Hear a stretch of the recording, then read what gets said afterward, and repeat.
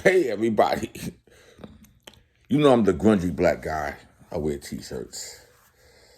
45 King. Rest in peace. Listen. Go to rumble.com. Go to youtube.com. Not in my house with Van Silk. There you go. Content. I want to say this. I'm going to be very blunt this morning. Shannon Sharpe is the best thing on YouTube. Shannon Sharpe got the best interviews. Shannon Sharpe is going to continue to break the internet. I've been dealing with Shannon Sharpe ever since he left Undisputed with Skip Bayless.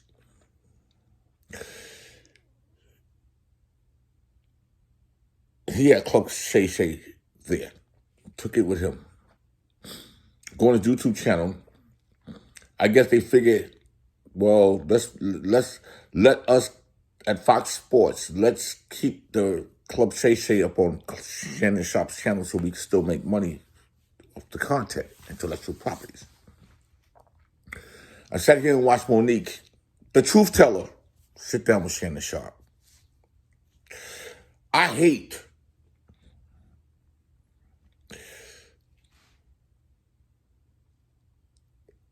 DL HUGHLEY. Sit your ass down. Let Monique tell her story. Let Monique do what she has to do. I'm going to get at Gilbert Arenas and another post, forget that Halle Berry about who she slept with. Yo, that's some punk boy shit. Monique has fought the gatekeepers. Because the gatekeepers in this business is a piece of shit. I don't want to call no names. But I'm going to tell you this. Why y'all keep running to Gayle King for interviews? Oprah is not your savior. She is not a savior to nothing. Tyler Perry, you're on the borderline because you do give a lot of black actors and actresses work. But when I look at Monique sitting here passionately talking about everything that's going on, because you gatekeeping motherfuckers, and you know who you are. I'm not going to call you out because I know who you are. Is the reason why the whole black culture and entertainment is messed up now, because you're putting bullshit, hand-me-down people. Call them hand-me-downs. I don't even like to curse. But is there going to be a topic sooner or later where we're going to start calling people out? We need real talent in the black culture of entertainment and arts.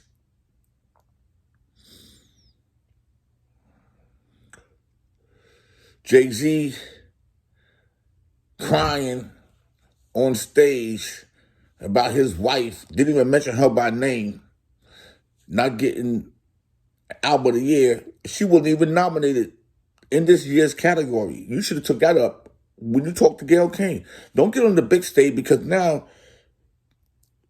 the masses is going to put you back on the plantation, boy.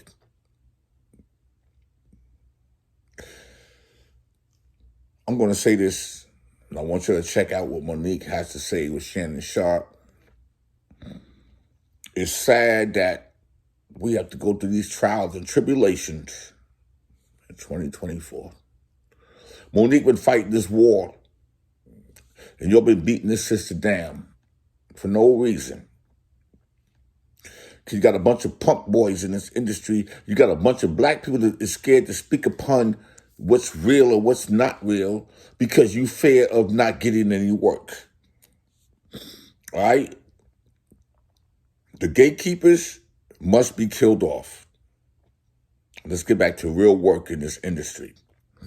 This is Van Silk, rumble.com, because Rumble let me say what I want to say. YouTube is on some BS. Go to Not in My House with Van Silk. Subscribe, hit the notification button. But I'm going to give Shannon Sharpe fair use and Monique a little part of what's going on, and go to Club Shay Shay on YouTube, subscribe, hit the notification button. I'm out. When we know something is wrong, everything Cat Williams sat here and said, Right. we all know it to be the truth. However, we get so caught up in, well, I ain't gonna say nothing. Right. Well, can you believe he said it? Or can you? Or it's the messenger. It's the messenger, baby. We get so caught up in the messenger that we'll overlook the message. People have a hard time hearing a 5'5" giant tell the truth. People have a hard time with a black woman over 200 pounds tell the truth, because people that look like us, we should just be grateful we got invited to the party. Right. We should just be grateful that someone paid us attention. I've dealt with that my whole life. I've dealt with that. So when you get to a space where you say, listen, I want to be free. I want to be free. I don't want to walk around intimidated, scared, fearful. What might happen? What they going to say? What they going to do? If it's your story and it's the truth, tell it. Because what you can do is be in a position to prevent it happening to someone else over and over and over again. So if I go... Well, Club Shay Shay is getting messier and messier. It's almost like Wendy Williams didn't go anywhere. She just got a weight set. So Monique was on. Every time I see Monique these days, she's on doing some greasy ass video with her and her daddy complaining about something or working out. I don't know nobody that work out that much and gain weight unless every crunch you do has got Captain in front of it. But apparently she goes on Club Shay Shay and tells the story about how she came on my radio show and I wasn't there at the time. And my co-host Jasmine Sanders played a game that we played all the time with everybody called Would You Rather. She apparently was so offended by that she said she got off. She called me. Monique did, and she said I was very dismissive, like, Monique's a liar. When Monique did call me, I heard her complaints, I listened to her, and I pulled the segment. So if I had been as dismissive as she alleges I was, that segment would have aired. It didn't, because I respected her wishes. She's a liar. It's also befuddles the shit out of me how somebody who, as a comedian, talks as much shit about everybody else as she does. She has the temerity to be offended about anything as much shit as you say about people. Then she encouraged everybody, allegedly it stems from the fact that I used to always talk shit about her on video after video, and she encouraged her sweet babies to look at the video and find them. Do that. Do exactly what she says. And you know what you're not going to find? You're not going to find any evidence of that, because Monique is a fucking liar. She's lying about that. But what you will find is Monique talking shit about some alleged contract dispute we had. Look at the ticket. It says DL HUGHLEY, then Monique. She knows the story. But what she did in response to that, she talked about my dog, my wife. This broad even brought out my daughter's personal trauma. My daughter was molested, and Monique brought that shit out and told the world that I allowed my daughter to be raped in front of me. The lying motherfucker. She knows she was lying. And it only stopped when everybody from my family checked her.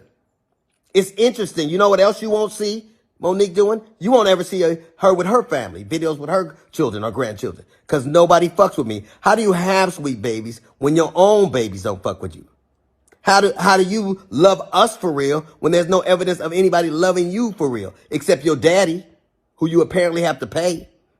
And FYI, daughters are paid for by daddies, not daddies who get paid by their daughters.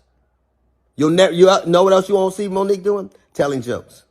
Monique, if she'd have spent as much time actually writing jokes and writing her Netflix special as she did complaining about not having one, it wouldn't have been trash. It got the worst reviews of any Netflix special in history, because that's what Monique does. She complains and she has grievances. You never see her being a human being. You never see her being sweet and warm to people, except when she's using it to butter somebody up to get something. There's a reason why everywhere she goes, shit starts. Everywhere she goes. How is it that nobody fucks with you? Not even your family. How do you, I was on the road getting it. I get it every goddamn week. Look at my schedule versus yours. See how much I'm going. And I still manage to have a relationship that I cherish with my children. Can you say the same? You can't. Because all you do is talk about your grievances and who did you wrong. There's a reason you're by yourself. There's a reason you got to pay a man to love you. It's sad. There's an old adage that says you can't buy love. It's a shame, Monique, that you probably always will have to.